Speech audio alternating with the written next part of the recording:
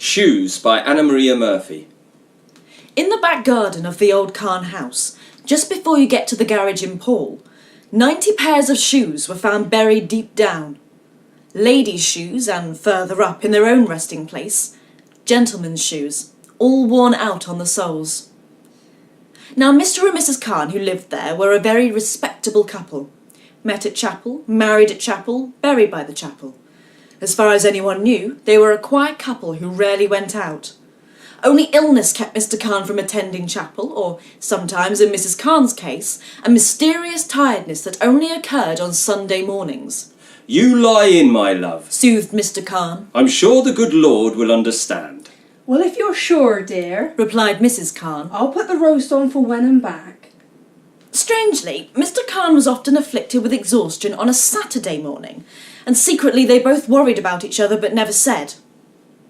If you lived in Paul or Mousehole, there was never much need to go into Penzance. Most things were in the shop here.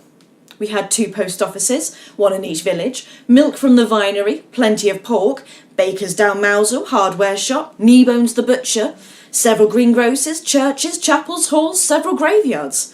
Everything you needed, really, including a shoe shop, of which 2 certain people were regular customers.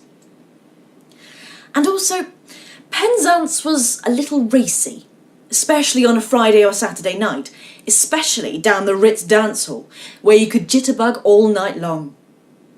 If you were up very early on a Sunday morning, you might see an unusual sight. Mrs. Khan with a spade, burying pairs of shoes, worn-out shoes from dancing at the Ritz Ballroom, Penzance. And in the early hours of Saturday morning, you would have seen Mr. Khan doing exactly the same thing.